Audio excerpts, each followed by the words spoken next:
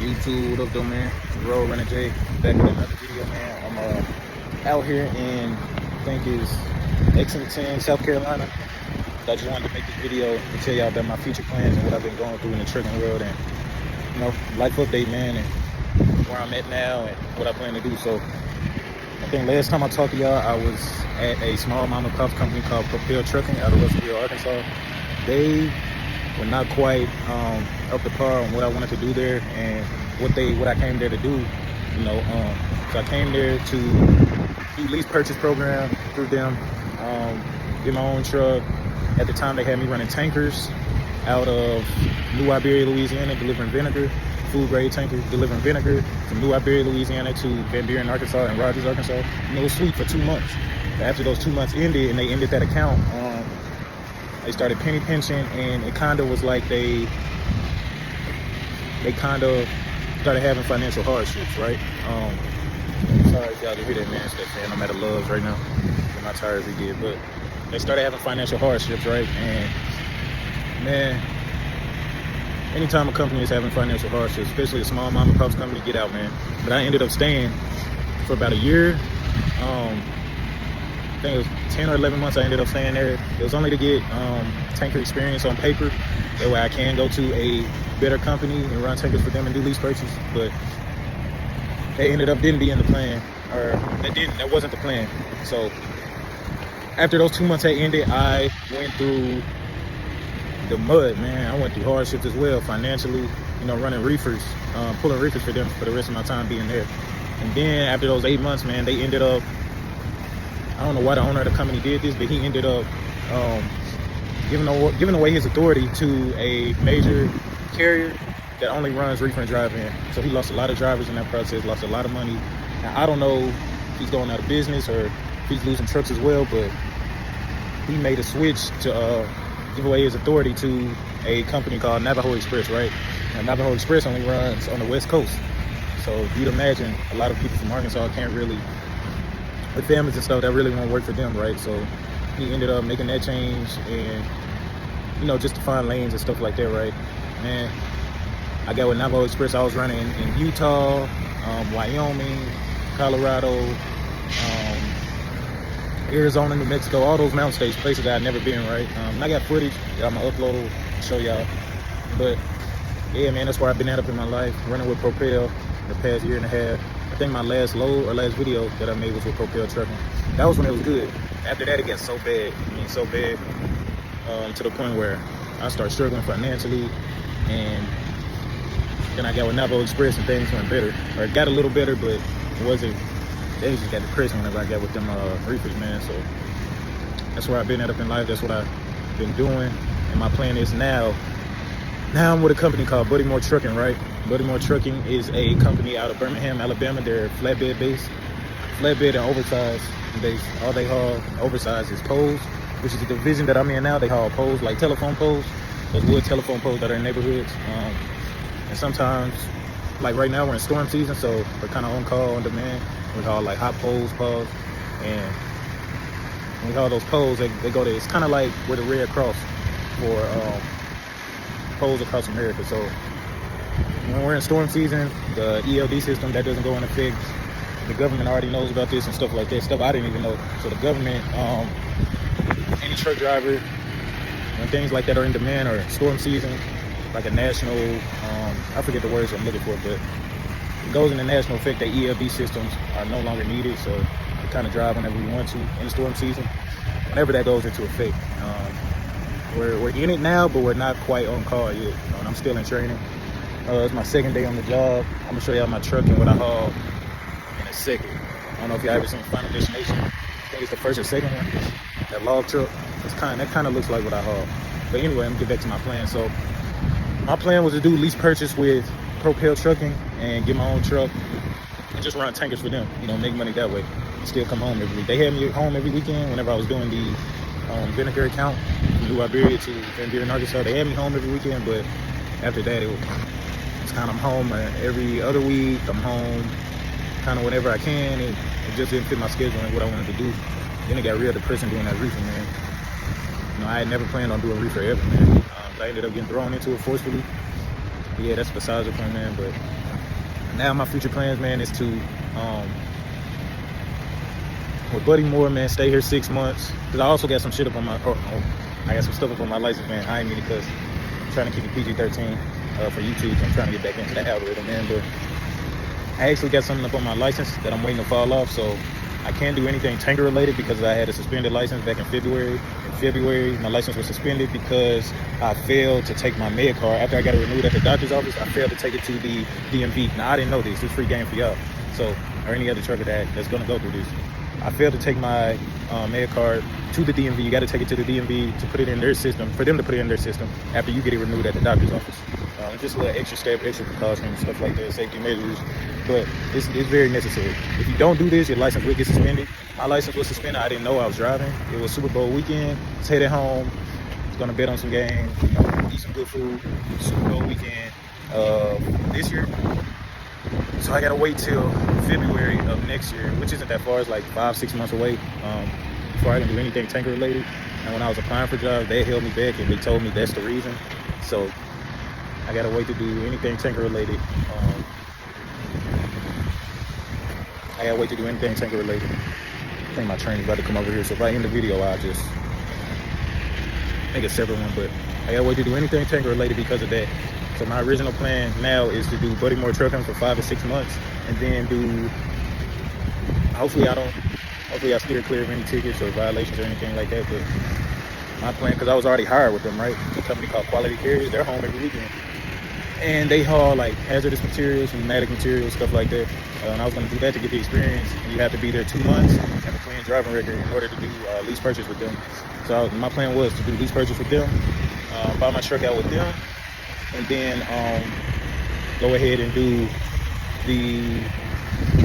buy my truck out with them, then go ahead, once I buy my truck out, I'm driving in the oil field about a mill in Texas, because I also got hired with them. But the reason I didn't go with them is because they're out 3 weeks, and then they're home 1 week. And I just didn't want to do that right now because I had 2 children at home. I kind of need that home time and money. Kind of a real dad, or a super dad. But yeah, man, that's the plan. Since I've been up in the oil field up in Midland, Texas, I was gonna go ahead and get a house that way. They're making 10 to 11K out there a week, hauling them loads. You get like 15 loads in a week, hauling that frac sand. And they only run New Mexico to Texas, so you can do 15 loads in a week. That's 10.5K right there a week. So that's my plan. That's how I was gonna get a house.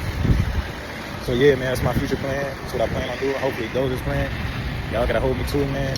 Now I'm gonna talk about day 1 and day 2 of orientation of Buddy Moore trucking. Day 1, tell y'all what they had us eat. They had us eat Outback Steakhouse burgers. And day 1 consisted of, nothing much but safety related videos and meeting recruiters and stuff like that. And then we left and went home. We went back to the hotel. Now the hotel, I had problems there, man. Only problem I had with that hotel, we were at the Sleep Inn in Birmingham, and my room had nets. Yeah, like the nets that be outside, like where I'm at right now.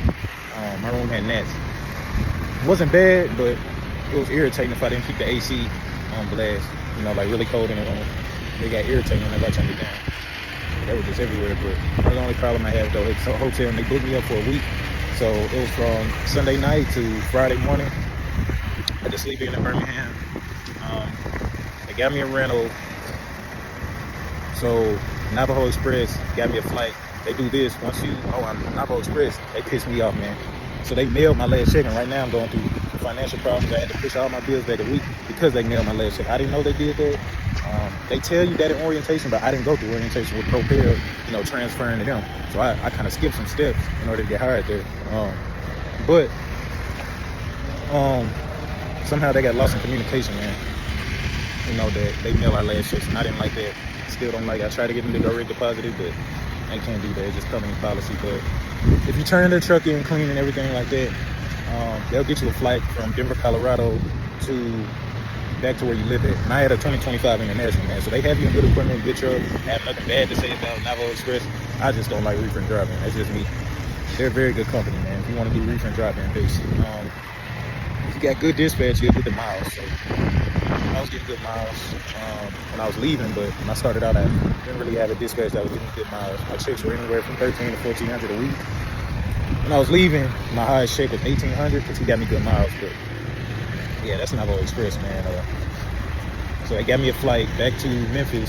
Once I got to Memphis,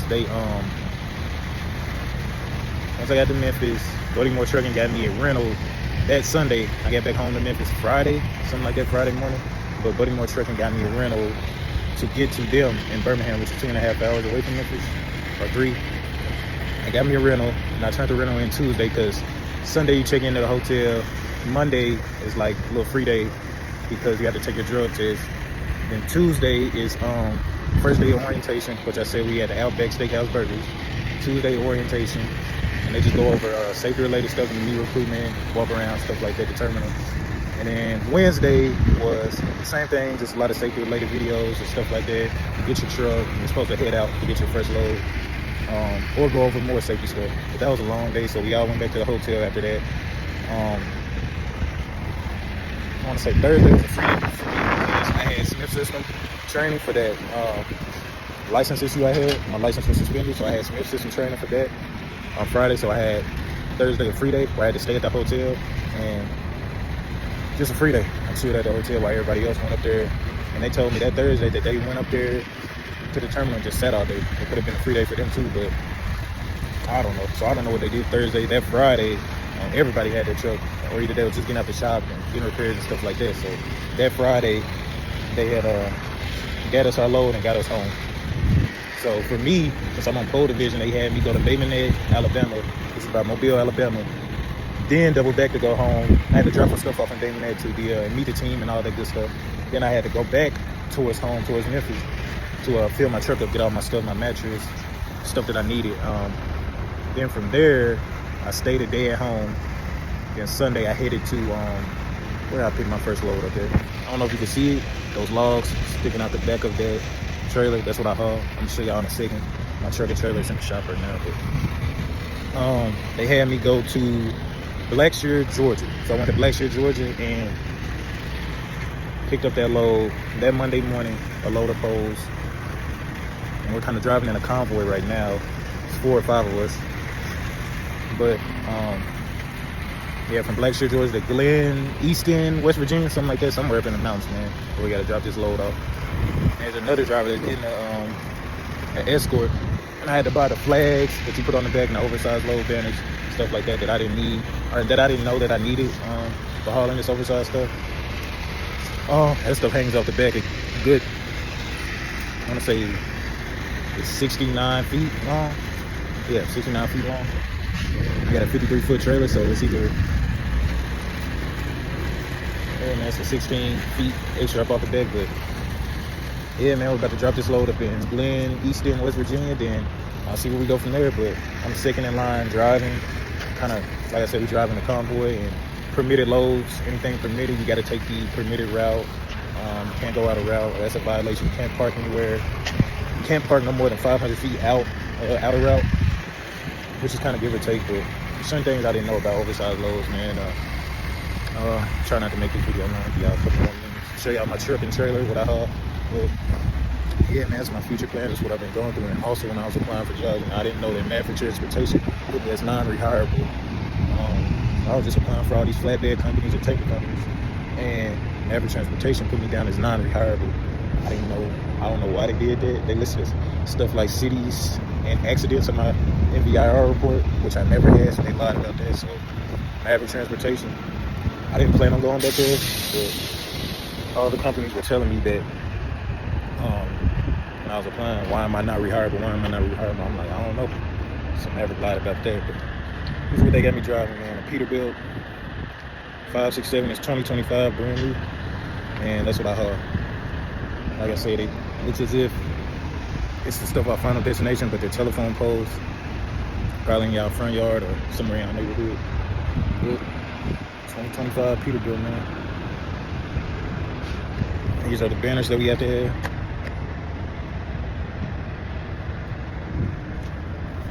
Banners that we gotta have, all the oversized loads. I'll fix them in a second. Just fixing my tire. Get y'all quick tour the inside, but yeah, man, Baltimore Trucking, that's what I've been going through. It's my future plans. Pretty clean up on the inside. Still got my boy Chuck with me. Got my Tempur-Pedic mattress back there. ELD. So yeah, man, GoPro up there. Yeah, man, it's much small inside, but it'll do for now. Like I said, I only plan on being here 6 months. But so hopefully next time I make a video, it'll be my first load hauling this. Or one of the loads that I'm hauling this stuff. It's an all straps load. You don't really secure the back, it's the overhang is good. That's what I was told. 9 straps up on it. They only require 2 on the front, 2 in the rear, and 2 down the middle. For extra security, can never get you safe. Yeah, man, it's my future plans, what I'm going through now, what I've been through. You know, just digging myself out of this hole financially, getting back to normal, things like that. Yeah, man, like, subscribe, comment, share, get me into that YouTube algorithm, man. Y'all rocking with me. If y'all been rocking with me for this long and y'all stayed to the end of this video, man, I really appreciate y'all, man. Y'all mean the world.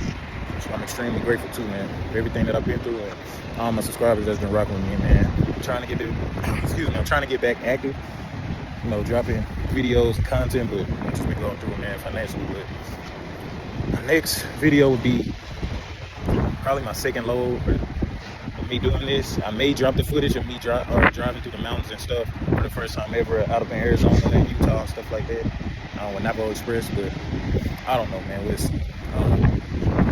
It'll either be that content or the first time hauling this stuff. Yeah, man, like, subscribe, comment, share, man. Like I said, I appreciate y'all. Until then, out.